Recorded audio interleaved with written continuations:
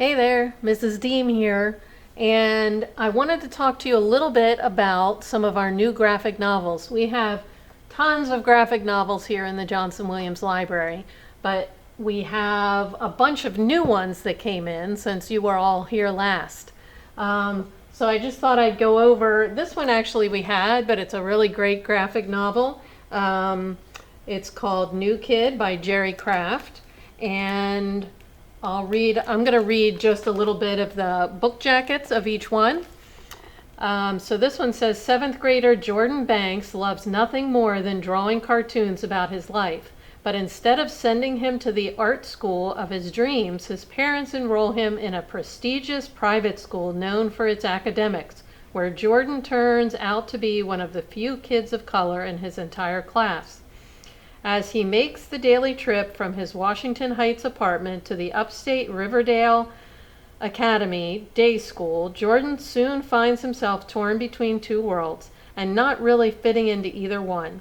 Middle school's hard enough without all the unspoken rules and expectations that come with being the new kid. Can Jordan learn to navigate his new school culture while keeping his neighborhood friends and staying true to himself? Read New Kid to find out. Okay. This one just came in yesterday. It's called Beetle and the Hollow Bones by Eliza Lane.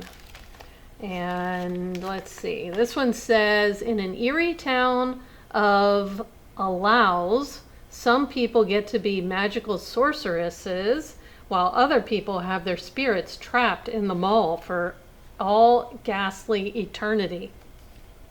Then there's 12-year-old Goblin Witch Beetle, who's caught in between. She'd rather skip being homeschooled completely and spend time with her best friend, Blob Ghost. But the mall is getting boring, and BG is cursed to haunt it, tethered there by some unseen force. And now Beetle's old best friend, Cat, is back in town for a sorcery apprenticeship with her aunt, Hollowbone. Cat is everything Beetle wants to be. Beautiful, cool, great at magic, and kind of famous online. Beetle's quickly being left in the dust. But Cat's mentor has set her own vile scheme in motion. If Blob Ghost doesn't escape the mall soon, their afterlife might be coming to a very sticky end. How?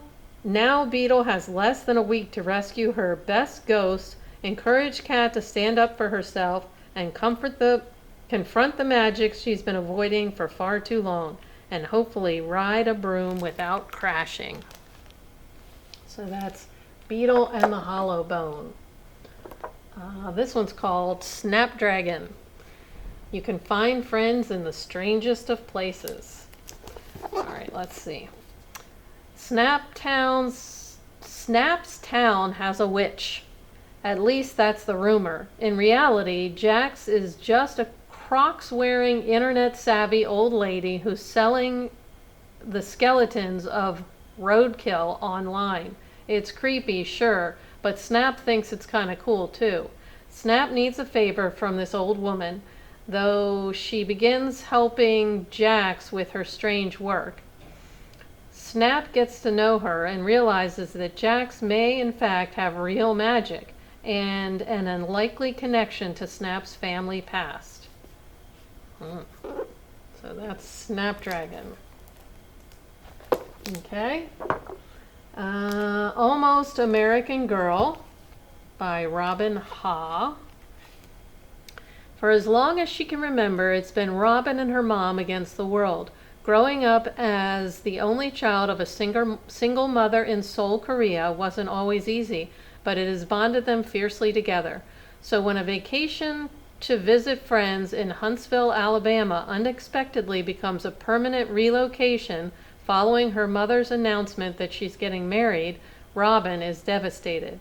Overnight, her life changes. She is dropped into a new school where she doesn't understand the language and struggles to keep up. She's completely cut off from her friends in Seoul and has no access to her beloved comics. At home, she doesn't fit in with her new stepfamily, and worst of all, she's furious with the one person she's closest to, her mother. Then one day, Robin's mother enrolls her in a local comic drawing class. which opens the window to a future Robin could never have imagined. And this is a memoir, so this is a true story written by the author. Okay. This is White Bird by R.J. Palacio. She's the woman who wrote Wonder. So this is a wonder story. And it follows the life of Justin's grandmother. So it says, to millions of readers who fell in love with R.J. Palacio's Wonder, Julian is best known as Augie Pullman's classroom bully. Whitebird reveals a new side to Julian's story as he discovers the moving and powerful tale of his grandmother, who was hidden from the Nazis as a young Jewish girl in occupied France during the Second World War. As his grandmother tells Julian, it always takes courage to be kind, but in those days, such kindness could cost you everything. So if you liked Wonder, you'll probably like that graphic novel. And the Mythics. Okay. An ancient evil has returned to Earth after being banished for millennia. Now the old gods who thought they had defeated evil must now find new young protectors of Earth. 6 children from all over the world are chosen. So that looks good. So if you think you might like any of these, go ahead on the library catalog and put a hold on them.